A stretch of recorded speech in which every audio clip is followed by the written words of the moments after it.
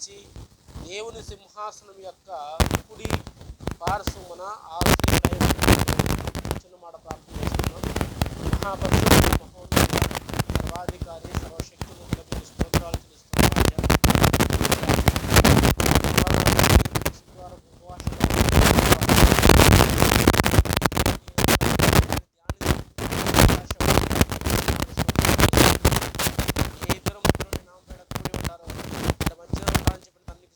మాతో ఉన్నవాడా నీకు స్తోత్రాలు.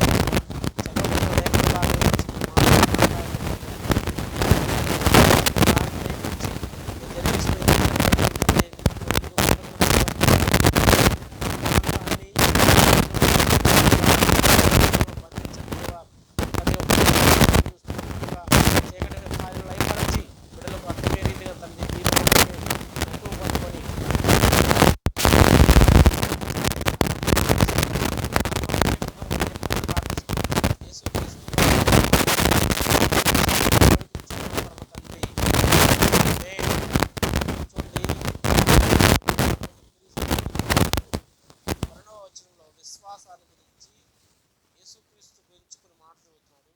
ఇంత గొప్ప సాక్షి సమూహము మేఘము వల్లే మనం ఆవరించి ఉన్నందున మనము కూడా ప్రతి వారం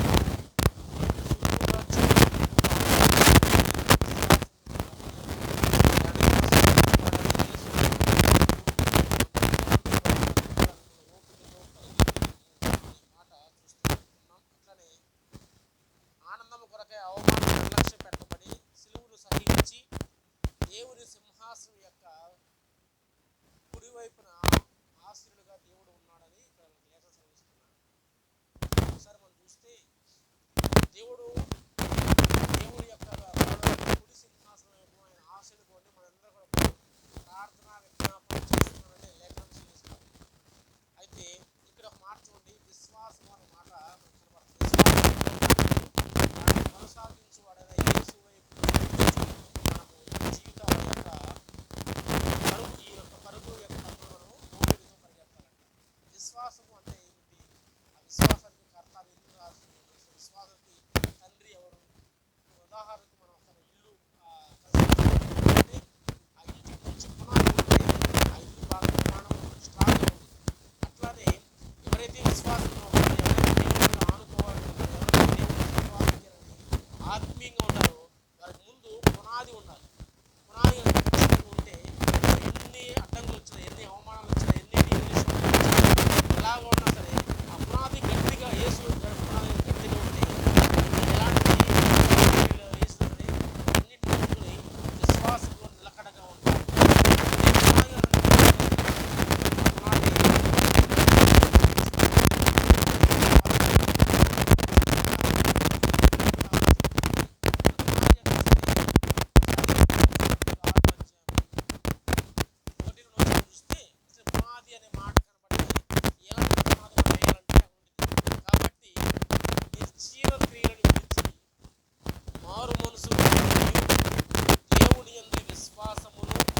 బాప్తీసును గురించిన బోధయు, హస్త నిక్షేపములు, ముట్ల పునరుత్థానములు, నిజమైన తీర్పులు అని పునాది మరలా వేయక.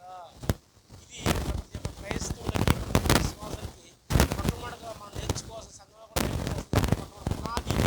మారు మనసు అంటే ఏంటి? దేవుని యందు విశ్వాసం అంటే ఏంటి? బాప్తీసును గురించిన బోధ ఏంటి? రోజున హస్త నిక్షేపం అంటే ఏంటి? ముట్ల పునరుత్థానం తీర్పు అంటే ఇవన్నీ ఇప్పుడు ఇలా అన్నిటికీ ఖచ్చితంగా మనము పునాది వేసుకుని ఉండాలి. ఆ పునాది వేసినప్పుడే ఆ పునాది గురించి అంటే ఇవన్నీ దేవుళ్ళలో మనం కరెక్ట్గా ఉంటాం. ఇన్ని అవరోధాలు వచ్చిన ఎలాంటి ఎందుకంటే వాక్యం అనేది మోసపరచబడిన రోజులు ఇవి ఉన్నాయి. ఎందుకంటే మోసపుచ్చే రోజులు ఇవి ఉన్నాయి కాబట్టి మనం నమ్ముకుని ఉన్న దేవుణ్ణి అయితే మనం మోసపుచ్చే రోజులు ఉన్నాయి.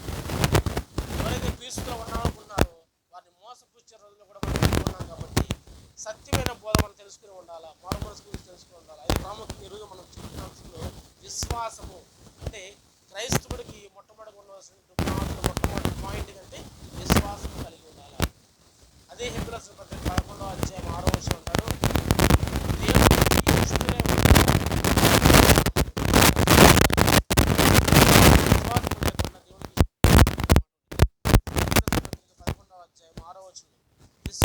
లేకుండా దేవునికి ఇష్టమై ఉండగా అసాధ్యము.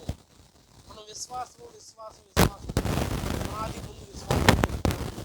ఆ పునాది నువ్వు కరెక్ట్గా ఉంటే అట్లాంటి ముందు దేవునికి ఇష్టంగా ఉండాలి. ఎంత ప్రార్థన చేస్తే విశ్వాసం లేకుండా చేస్తే ఎందుకంటాడు విశ్వాసం లేకుండా అసాధ్యం. విశ్వాసులకు తండ్రి అని ఎవరైతే చెప్పబడతారంటే అబ్రహాం గురించి చెప్పబడతారు. అబ్రహాంకి మంచి ధనవంతుడు, తన బంధువుల నుంచి, తన దేశము నుంచి, తన యొక్క స్వదేశం నుంచి దేవుడు మాట్లాడి అబ్రహామా ఆది కాండము 12వ అధ్యాయం మనం చూస్తే అప్పుడు దాకా వారి వంశావళి గురించి రాయబడతా ఉంది. అప్పుడు దేవుడు అబ్రహాంతో మాట్లాడుతున్నాడు. ఎవరు చూద్దాం, 12వ అధ్యాయం ఆది కాండము 12వ అధ్యాయం 1వ వచనం చూస్తే, యెహోవా నీవు లేచి నీ దేశము నుండి, నీ బంధువుల యొద్ద నుండి, నీ తండ్రి ఇంట నుండి బయలుదేరి నేను చూపించు దేశమునకు వెళ్ళుము. జనరల్గా మనుషుల యొక్క పరిస్థితి ఎలా ఉంటుందంటే, మనం ఏదైనా ఒక పిల్లనిచ్చి కుమారుడు వివాహం చేసినప్పుడు ఆ ఊరి కాకుండా ఊరి మంచి అలవాట్లు ఉన్నాయా, ఆ కుటుంబం బాగా ఎంతమంది ఉన్నారు, ఏంది మంచి ఆస్తుపాస్తుగా ఆ ఊరి సంబంధం ముందు ఆ ఊరి పేరు మన ఊరి మన ఊరు చెబుతాం. అక్కడ అన్ని విచారించుకుని బాగుండి అంటేనే మన అమ్మాయిని లేకపోతే మన ఇంట్లో పిల్లలు ఇవ్వడానికి ప్రయత్నం చేస్తాం వివాహ విషయంలో. అట్లనే చూడండి, అసలు దేవుడు అబ్రహాంతో మాట్లాడుతున్నాడు. నువ్వు లేచి బంధువుల నుంచి, ఈ దేశం నుంచి, స్వజనం నుంచి వెళ్ళిపో, నేను చూపించే దేశం.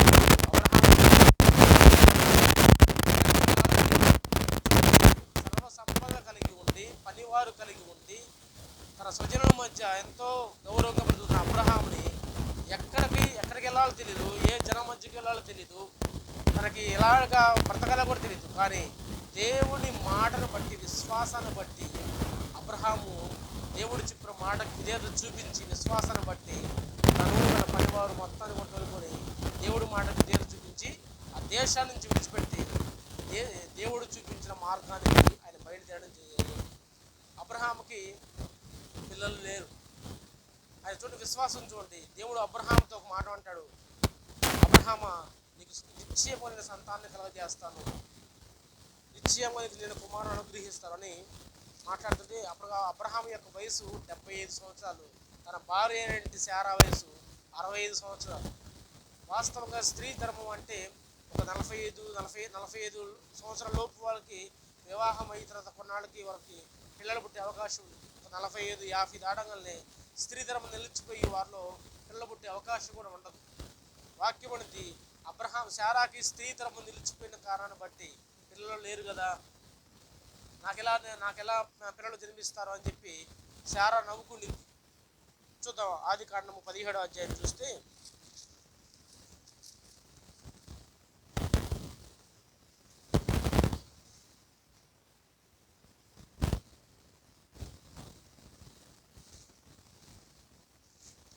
చూద్దాం. ఆది కాండము 17వ అధ్యాయం 19వ వచనం.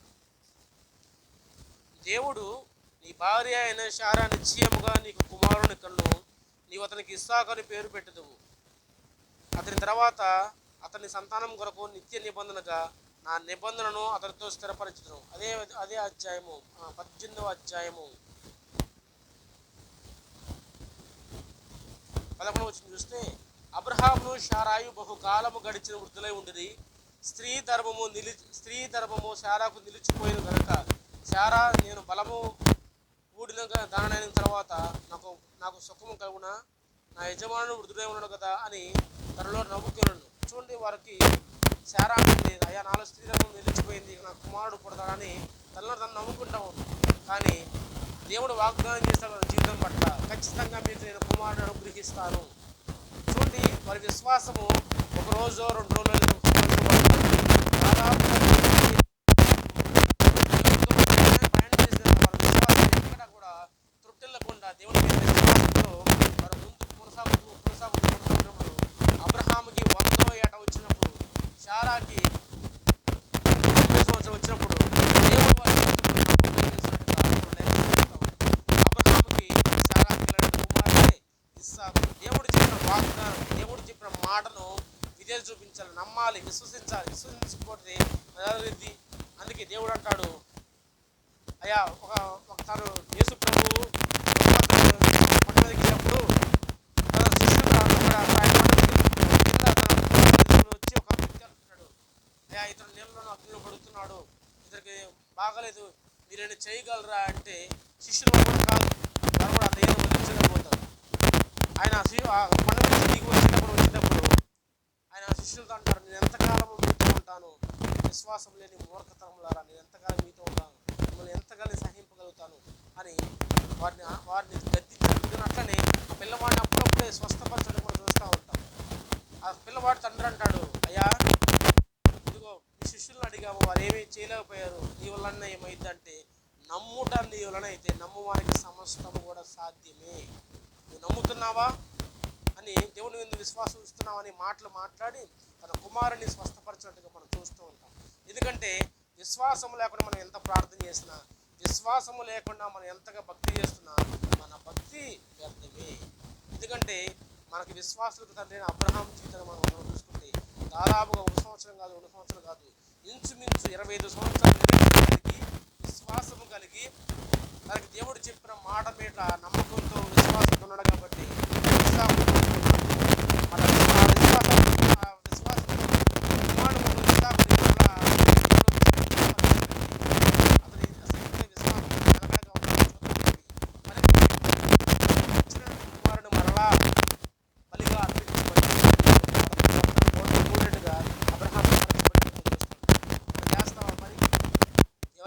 లేక కొన్ని సంవత్సరాల క్రితం వివాహమై కొన్ని సంవత్సరాలు అయిన తర్వాత లేక కుమారుడు ఇస్తే ఆ కుమారుడు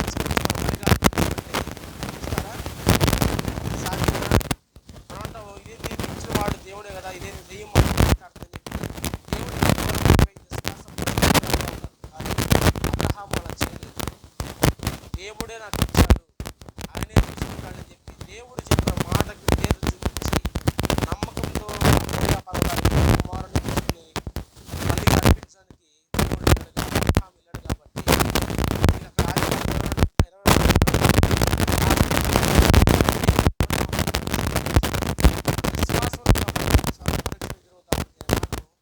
కాబట్టి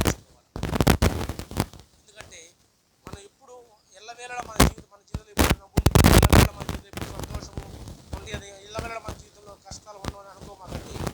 విశ్వాస యాత్ర కొనసాగిస్తున్న మనము అనేక శ్రమలు కూడా మనం ప్రయాణించాలి.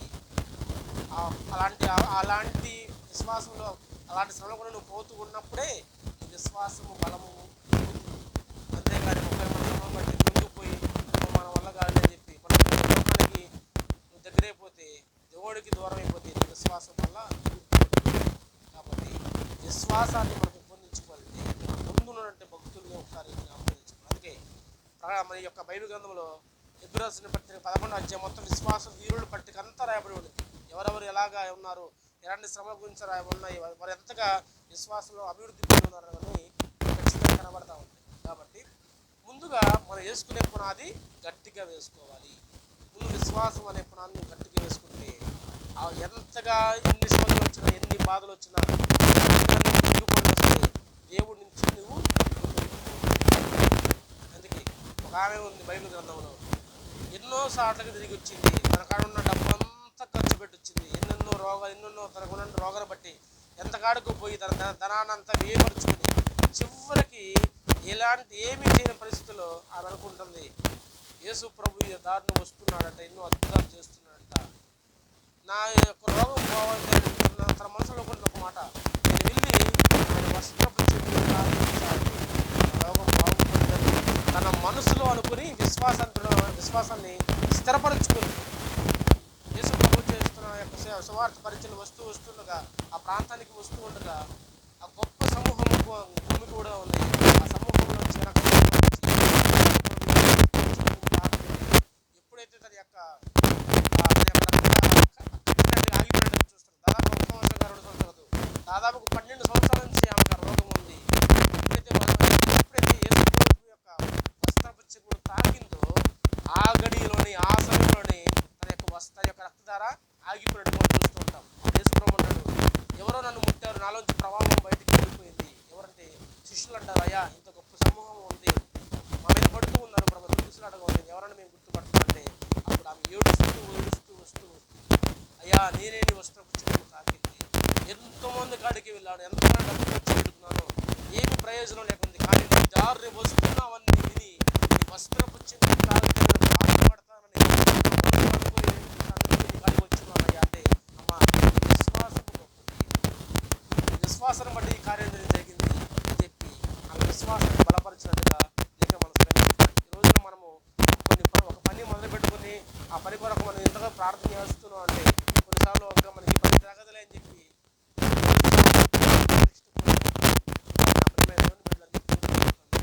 దేవుడు ఎందుకు విశ్వాసించిన వాడు ఎన్నడూ కూడా సిగ్గుపరచు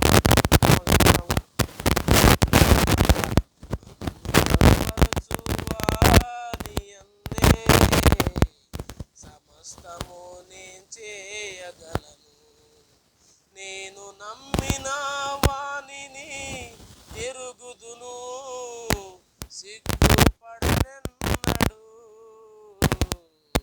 సిగ్గుపడనెన్నడు. నేను నమ్మిన వాడిని ఒక ఆయన ఉన్నాడు, ఆయన పేరు నజరేయుడైన యేసు. ఆయన వైపు నేను చూస్తూ ఉంటే నేను ఎప్పటికీ కూడా సిగ్గుపడను. ఎందుకంటే మన మాటలు చెప్పేవాళ్ళగా ఉండకూడదు, కీళ్ళు చూపిస్తూ విశ్వాసాలు అనేక మందికి మనం మాదిరిగా ఉన్నప్పుడు మనల్ని బట్టి అనేకులు విశ్వాసాలు తయారవ్వాలి, వాళ్ళ విశ్వాసాన్ని పెంపొందించాలి. అంతేగాని ఏ కాడికి మనం వచ్చి ఇంకా వారిని చల్లార్చే విధంగా నిరుత్సాహ మాటలు క్రోధించే మాటలతో ఉండకూడదు. ఎందుకంటే ఈ రోజున క్రైస్తవుల్లో కానీ లేదంటే మన ఇతర సంఘాల్లో కానీ ఏ కాడికి వారు బాగుంటే ఓర్చు వేస్తూ ఉన్నారు, స్వార్థంతో ఎందుకంటే బలపరిచే వారు ఎంతమంది ఉన్నారు, అతను ధైర్యం చెప్పేవారు ఎంతమంది ఉన్నారు, అసలు విశ్వాసాలు మళ్ళా పురికొల్పి విశ్వాసాలు చెప్పేవారు ఎంతమంది ఉన్నారు. రామ ఏకంగా ప్రార్థన చేద్దాం, ఎందుకంటే దేవుడితో సమస్తం బట్టి మనం ప్రార్థన చేద్దాం. దేవుడు సమస్తం చేయగలడు, మనుషులు నేను నమ్మిన హేళన చేసిన ఇవన్నీ కూడా పట్టించుకున్నాము, దేవుని వైపు చూడమ్మా అని విశ్వాసం చెప్పేవాళ్ళు ఎంతమంది ఉన్నారండి? చాలా తక్కువ మందిగా కనపడతా ఉంటారు. ఎందుకంటే మనం ఆశ్రయించిన దేవుడు మన ఎన్నడూ కూడా సిగ్గుపరచడు. నా జీవితం మీద ఖచ్చితంగా ఈ మాట చెప్పగలను. ఆయన నమ్మిన నాటి నుంచి నేటి వరకు కూడా ఏ విషయాలు కూడా ఆయన సిగ్గుపరచలేదు. కాకపోతే అపవాది అగ్నిమానాలు ఇస్తున్నా అన్ని వేళ నాకు తోడుగా ఉంటున్నా, సహాయంగా ఉంటూ నేను నీకు తోడే ఉన్నాను, భయపడ మాకు, నేను వాడుకుంటున్న దేవుడు చెప్పిన మాట ప్రతి ఒక్క మాట నా జీవితంలో స్థిరపరిచి ఉన్నాడు. కాబట్టి ఈరోజు నీకు ఆ మాట తెలియజేస్తాను. కొన్నిసార్లు ఇది మరణపు పడక అంచులకు వెళ్ళినా సరే భయపడ మాకు నేను నీకు తోడుగా ఉన్నాను. సందర్భం వచ్చిన గౌరవ చెబుతున్నాను. తేజకి కరోనా టైంలో జ్వరం వచ్చింది, డబ్బులు ఉండి హాస్పిటల్లో చేర్చుకోమంటే అయ్యా జ్వరం వచ్చిన వాళ్ళు మీరు చేర్చుకోలేదు టైంలో అని చెప్పి వారు మెడిసిన్ రాసి పంపించారు. ప్లేట్లెట్ కౌంట్స్ 55,000 ఉండే, ప్లేట్లెట్ కౌంట్స్ 55,000 ఉండే. డాక్టర్ గారు చూపిస్తే అయ్యా తక్కువగా ఉండి ఎక్కువగా ఉండకూడదు ప్లేట్లెట్ కౌంట్స్, మేమైతే ఇప్పుడు జాయిన్ చేసుకోవట్లేదు అయ్యా, మరి పిల్లని తీసుకుని ముందు రాసిస్తాను చెప్పి రాసిచ్చారు. ఒక 3 రోజులు ముందు రాసిస్తున్నాము అని చెప్పి రాసిచ్చారు. నేను వచ్చి వస్తా ఇంకా అందరు ఫ్రూట్స్ తీసుకొని మెడిసిన్స్తో పాటు తీసుకుంటున్నాను. రాత్రి వచ్చి పిల్లలు ఇచ్చిన వాడు నేనే కాదు, విశ్వాసం నమ్మికల మధ్య వెళ్తున్నాం. ఎక్కడ మా విశ్వాసం సిగ్గుపరచున్నాము, నా బిడ్డను స్వస్థపరచు ప్రభువా, మనమే ఆలకించాలని వాగ్దానం చేశారు. ఆనాటి నుంచి నేను మనం ఆలోచిస్తున్నాం కదా, సహాయం చేయ ప్రభు అంటే బిడ్డను అంతే ముందుకు తీసుకొస్తా ఉన్నాడు. మళ్ళీ 3 రోజుల తర్వాత టెస్ట్కి వెళ్ళాము. ఆ టెస్ట్కి వెళ్తే వాడు నరాలు దొరక్క చాలా ఇబ్బంది పడుతూ ఉన్నాడు. దేవుడు మాట్లాడుతూ ఉన్నాడు, ఆలస్యం అవుతుంది ఎక్కడ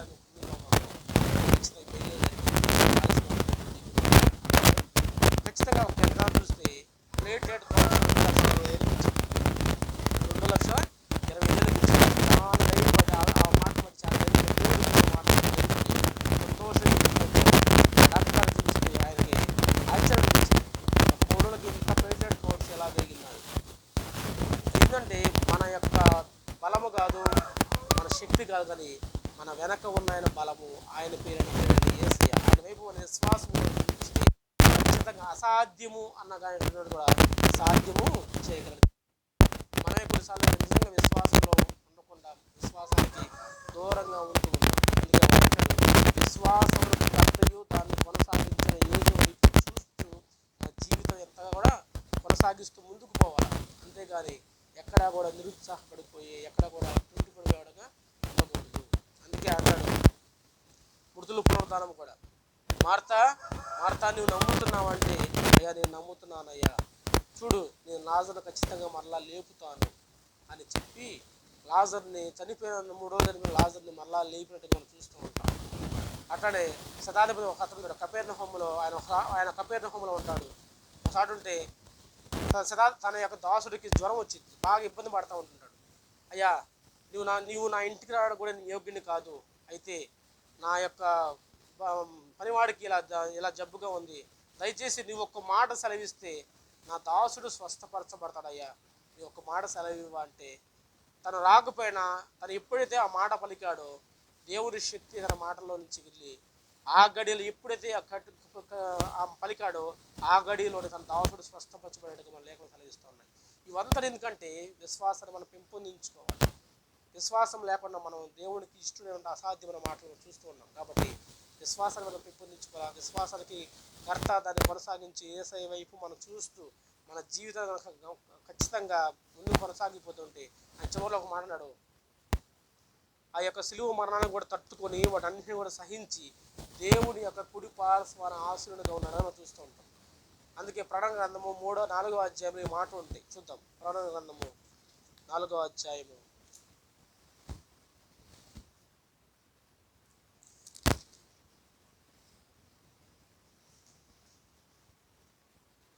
3వ అధ్యాయము 21వ వచనం. ప్రకటన గ్రంథము 3వ అధ్యాయము 21వ వచనం. నేను జయించి నా తండ్రితో కూడా ఆయన సింహాసనం నందు కూర్చుండి ఉన్న ప్రకారము జయించు అని నాతో కూడా నా సింహాసనం నందు కూర్చుండనిచ్చిద్దు. మనకు ఏంటంటే మూల భాషలో ఆ సిలువ మరణాన్ని కూడా తట్టుకొని ఆయన కుడివైపున ఆశీనుడై ఉన్నాడని చెప్పి మనం చదివి ఉన్నాం కదా. ఇక్కడ అన్నాడు, నేను జయించి నా తండ్రితో కూడా ఆయన సింహాసనం నందు కూర్చుండి ఉన్న ప్రకారము జయించు అని నాతో కూడా నా సింహాసనం నందు కూర్చుండి ఉంటాను. ఈరోజు నా విశ్వాసంలో కనుక జయ జీవితం కలిగి ఖచ్చితంగా నీవు కనుక మంచి సంపూర్ణ స్థితి పొంది దేవుడికి ఇష్టంగా బ్రతికుంటే ఒక దినాన దేవుని కుడి పార్శ్వన ఆశీనుడిగా ఉంటావు. హల్లెలూయా. ఎందుకంటే నేను జయించి ఉన్నాను, లోకాన్ని జయించి ఉన్నాను, పాపాన్ని జయించి ఉన్నాను, మరణాన్ని కూడా జయించి ఉన్నాను. వీటన్నిటిని జయించి జయ జీవితం కలిగి నేను దేవుని యొక్క కుడి సింహాసనం వైపు నేను ఆశీనుడిగా ఉన్నాను. అలాగే నేను ఎలాగైతే కూర్చుని ఉన్నానో జయించిన వాడు కూడా నా పక్కన అలానే కూర్చుంటాడని ప్రభు భరోసా ఇస్తున్నాడు. ఈ మధ్యాహ్న కాల సమయంలో దేవుడు నిన్ను నన్ను కోరుకుంటుంది. నేను తెలుసా, లోకం నుంచి జయం మనకు కావాలా, లోక ఆశల నుంచి మనం జయం మనకు కావాలా. అందుకే వాక్యం ఉండిద్ది 1 యోహాను రాసిన పత్రిక, శరీరాశయు లోకాశయు జీవబడము ఇవన్నీ దేవుని వల్ల పుట్టినవి కావు, అవి లోకంలో నుంచి పుట్టినవి. వాటన్నిటి మీద మనకు జయం ఉండాలా, లోకం వైపు జయం ఉండాలా, పాపం మీద జయం ఉండాలా. ఏకాడికి విశ్వాసాన్ని మనం పెంపొందించుకుని స్థిరంగా కనుక ఉంటే, ఆయనకి ఇష్టకరంగా మనం బ్రతికగా ఉంటే నీవు నేను కూడా దేవుని కుడి సింహాసనం వైపు ఆశీనులుగా ఉంటాం. అయితే ఆయనకి ఇష్టమైన ఏంటి, ఆయన చిత్తం మనం ఎలా తెచ్చుకోవాలంటే అంటాడు, ఎవరైతే తమ యొక్క ఘట్టాలను కాపాడుకుని దేవుని చిత్తాన్ని ఉంటారో వారు దేవుని చిత్తాన్ని తిరిగిన వారు. అందుకే ఆయన ఒక ఉపమానం కూడా చెప్పాడు. ఆయన ఇదిగో నేను ఆకలిగా ఉంటే నాకు అన్నం పెట్టారు, నేను తప్పికొంటే నాకు దాహం ఇచ్చారు, నేను వస్త్రహీనుడై ఉంటే నాకు వస్త్రం ఇచ్చారు, రోగిగా ఉంటే నన్ను చూడడం వచ్చారు, చెరసాల్లో ఉంటే నన్ను పలకరించారని మాట ఉంటే, అయ్యా మేము ఎప్పుడు చేసామయ్యా ఇవన్నీ అంటే ఆయన అంటాడు సమాధానం, ఇదిగో ఈ నా బిడ్డల్లో ఒక్కరు చేసిన నాకు చేసినట్టు కాదా అని మేకలను గొర్రెలను వేరుపరిచినట్టుగా గొర్రెలు మొత్తాన్ని ఆయన యొక్క కుడివైపున పరలోక రాజ్యానికి పోతాయి, మేక కూడా ఆయనకు నిత్య నరకానికి పోతాయి. వారు అంటారు, మేము ఎప్పుడు నీకు అన్నం పెట్టలేదా, ఇప్పుడు నువ్వు మమ్మల్ని ఎప్పుడే అడిగావయ్యా అంటే. మరి కొన్నిసార్లు అనుకోకుండా కూడా ఎదురువాడికి సహాయం చేసే మనసు మనకు ఉండాలి. ముఖ్యంగా దేవుని బిడ్డలకి మనం కనుక పెడితే అది పరలోకపు తండ్రికి మనం పెట్టినంటే ఆశీర్వాదం మనం పొందుకుంటాం. హల్లెలూయా. ఇది వాస్తవం. ఎందుకంటే మనము సంపాదించుకోమంది దాన ధర్మాలు చేస్తారు, గోదానం, భూదానము, వస్త్రదానం అన్నీ చేస్తుంటారు. మనకు ఉన్నటువంటి ఆస్తుల నుంచి కొంత తీసి ఏదో మనం సంపాదిస్తున్నాం కదా అని చెప్పి మనం మంచి మనసు సాక్షి కలిగి కొంతమందికి ఇస్తుంటారు. కానీ వారు అన్ని ఇచ్చి కూడా దేవుని రక్తం చేత కరాబడకుండా సత్యదేవుని తెలుసుకోకుండా వారు లోకంలో కలిసిపోతూ ఉంటున్నారు. అందుకే దేవుడు ఉపమానం చెప్పకనే చెప్పాడు, ఏమనంటే ధనవంతుడి గురించి చెప్పాడు, లాజరు గురించి చెప్పాడు. ఎందుకంటే ధనవంతుడు ఈ లోకంలో సమస్తాన్ని కూడా అనుభవించి దేవుడిని తెలుసుకోకుండా చనిపోయాడు.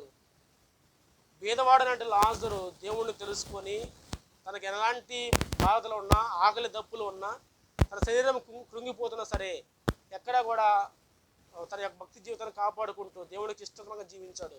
ఇద్దరు ఒకనొక టైం చనిపోయారు. అయితే ఇద్దరు కూడా వెళ్ళి ఉన్నప్పుడు దేవుడి అబ్రహాము యొక్క కుడి రొమ్మును లాజరు సేద తీరుస్తున్నాడు. ధనవంతుడు యాతన పడుతున్నటువంటి నిత్య నరకంలో యాతన పడుతూ ఉన్నాడు. ఎందుకంటే కొంతమంది అంటుంటారు, ఏ నరకం ఉందా పరలోకం ఉందా నువ్వు పోయి చూసి వచ్చావని.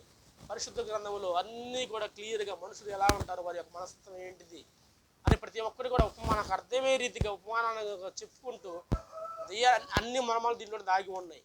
ఎందుకంటే ఇక్కడ మనం ఎవరు చూడలేము, కానీ మనం చూస్తూ ఉన్నాం పరలోకాన్ని. ఎందుకంటే మనం నమ్ముతున్నాం. అందుకే యేసు ప్రభు అంటాడు యోహాను సువార్తలో 19వ అధ్యాయంలో, తోమా నువ్వు నన్ను చూచి నమ్మితివి, నన్ను చూడక నమ్మిన వారు ధన్యులు. ఆ మాట చాలా ఇష్టంగా నేను ఎప్పుడు చదువుతూ ఉంటాను. ఎందుకంటే యేసు ప్రభువుతో 3.5 సంవత్సరాలు తిన్నాడు, త్రాగాడు, ఆయనతో పరిచయం చేశాడు, ఎన్నో అద్భుత కార్యాలు తోమా చూశాడు. అన్ని చూసిన తోమా కూడా ఇంకా అల్పవిశ్వాసంగా మాట్లాడుతూ, ఏంది యేసు ప్రభువా లేచాడా, ఎప్పుడు, ఎలాగా? అయితే నేను నమ్మాలి అంటే తన చేతుల్లో తనకి మేకులు కొట్టారు కదా, ఆ చేతుల్లో నా వేళ్ళు పెట్టి చూడాలా, తన పక్కన బల్లెపు పొడిచారు కదా, ఆ బల్లెపు పొడిలో నా యొక్క చెయ్యి ఉంచాలా, అప్పుడుగా నేను నమ్ముతారు అంటారు. యేసయ్య మరలా వారి మధ్యకి వచ్చి తోమాతో వచ్చి, ఇదిగో రా తోమా, ఇదిగో నా చేతులు చూడు, ఆ పక్కన బల్లెపు గాయం చూడంటే అప్పుడు అప్పుడు అంటాడు అల్పవిశ్వాసమైన తోమా. అల్పవిశ్వాసం అంటే అప్పుడు దాకా ఆయనతో ఉన్నప్పుడు ఆయన చెబుతాడు, ఇదిగో మనుష్య కుమారుడు బంధించబడే అవకాశం, మనుష్య కుమారుడు సెలవుకు దగ్గరికి వస్తే మళ్ళా లభిస్తాడని ఎన్ని మాట ముందుగానే వాళ్ళకి చెబుతాడు. కానీ వాళ్ళు గ్రహించలేని స్థితిలో వాళ్ళు ఉంటారు. అప్పుడు అంటాడు యేసు ప్రభు, తోమా నువ్వు నన్ను చూచి నమ్మావు, చూడక నమ్మిన వారు ధన్యులు. హల్లెలూయా. అంటే యేసుక్రీస్తే లోకరక్షకుడు, యేసుక్రీస్తే మనకి నిత్య జీవం ఇచ్చేవాడు, యేసుక్రీస్తే మనకి నిజమైన దేవుడు అని చెప్పి మనం విశ్వాసాన్ని కొనసాగిస్తున్నాం సార్. మనం ధన్యులమి. యేసు ప్రభు మనం చూసామా? అది వాక్యాన్ని చూస్తున్నాం. అందుకే వాక్యం అనేది ఆది యందు వాక్యమునను, వాక్యము దేవుడే ఉన్న ఆ దేవుడే యేసు ప్రభువు ఉన్నాడు. కాబట్టి మనం ధన్యులుగా మార్చబడుతున్నాం. ఎందుకంటే ఆయనే రక్షకుడు, ఆయన ద్వారా మనకు నిత్య జీవము, మన పాపాలకి విమోచన ఆయనే. ఆయన వేరే మార్గం లేదని విశ్వాస యాత్ర కొనసాగిస్తూ ఉంచవా. మనం అందరూ కూడా ధన్యులు అని యేసు ప్రభు తన యొక్క నోటితో మనకు ప్రజలకు మాట. ఈ రోజున అలాంటి ధన్యకర జీవితాన్ని నీకు నాకు అనుగ్రహిస్తున్నాడు. అయితే మనం చేస్తున్న సార్ ప్రతి ఒక్కరం కూడా, అందుకే ఆ యొక్క మాట చెప్పి ముగిస్తాను. మొదటి యోహాను రాసిన పత్రిక 1వ అధ్యాయము, 1 యోహాను రాసిన పత్రిక 1వ అధ్యాయము 7వ వచనం చూద్దాం. యేసు రక్తము ప్రతి పాపము నుండి మనల్ని పవిత్రులుగా చేయును. చూడండి, ఈ లోకంలో కొంతమంది బడులు అర్పిస్తా వారికి మొక్కుబళ్ళు బట్టి పొట్టేళ్ళలో లేదా కోళ్ళలో తీసుకెళ్ళి బడులు అర్పించుకుంటూ వారి మీద ఉన్న దోషాలు, వారి బిడ్డ మీద ఉన్న దోషాలు తొలగించుకొని మాకు మంచి ఆశీర్వాదం ఇచ్చారు, మమ్మల్ని గడిచిన కాలంలో కాపాడుకుంటామని చెప్పి వారు మొక్కుబళ్ళు చేస్తున్నారు. కానీ యేసు ప్రభు రక్తము ప్రతి ఒక్క పాపాన్ని నుంచి కూడా మనల్ని పవిత్రంగా మార్చుతుంది. యేసు రక్తము ప్రతి పాపము నుండి పవిత్రంగా చేయను. లోకంలో ఏ మనిషి రక్తమైనా సరే, ఏ రక్తమైనా సరే పాపం నుంచి విడిచిపెట్టేది ఏదైనా ఉందని చెప్పండి, ఏది ఉండదు. కానీ ఒకే ఒక రక్తము, నిష్కలంకమైన అమూల్యమైన రక్తము, ఒకే ఒక పరిశుద్ధమైన రక్తము ప్రతి పాపము నుంచి, శాపము నుంచి విడిపించి మనల్ని నిత్య జీవానికి తీసుకెళ్లే రక్తము, అదే ప్రభువైన యేసుక్రీస్తు రక్తము. ఎవరైతే ఈ రక్తాన్ని ఆశ్రయించి దేవుని బిడ్డలుగా వారసులుగా అవుతారో వారు ఖచ్చితంగా దేవునితో పాటు ఉండే అవకాశం ఉంది. దేవుని రక్తాన్ని నిర్లక్ష్యపరిచి దేవుణ్ణి మనం విసర్జించినప్పుడు ఖచ్చితంగా వారు నిత్య నరకానికి వెళ్ళే అవకాశం ఉంది. అందుకే మార్క్స్ వార్త 16:16 అంటారు, నమ్మి రక్షించబడిన వాడు నమ్మిన వాడు రక్షించబడిన, నమ్మిన వారికి శిక్ష విధించబడిన. ఈ రోజున అనేకులుగా సువార్త ప్రకటిస్తున్నారు, అనేకులుగా దేవుని యొక్క సభలు జరుగుతూ ఉన్నాయి. యేసు ప్రభు గురించి చెబుతున్నారు. ఆయన వచ్చింది వాస్తవం, ఆయన పరిచయం చేసింది వాస్తవము, ఆయన మరణించింది వాస్తవం, మరలా తిరిగి లేచింది వాస్తవం, ఆరోహణం అయింది వెళ్ళింది వాస్తవము. అది దేవుని మీరు ఆకాశం వైపు చూస్తున్నారు, మీరు ఏ విధంగా అయితే చూస్తున్నారో మరలా అదే విధంగా రాబోతున్నాడు, వస్తాడని చెప్పి ఆ రోజు చెప్పారు. ఈరోజు యేసు ప్రభు రెండో రాకడ రాబోతా ఉంది.